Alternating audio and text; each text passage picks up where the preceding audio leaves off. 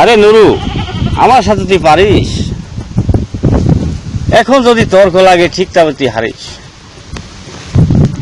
দেখছি এবার দাদার সাথে কলকাতাতে গিয়ে কত এলাম দেখে এলাম, কত এলাম নিয়ে, কত উড়োজাহাজ, টামগাড়ি উড়োজাহাজ কত দেখে এলাম কলকাতাতে ঘুরিয়ে মনের মতো।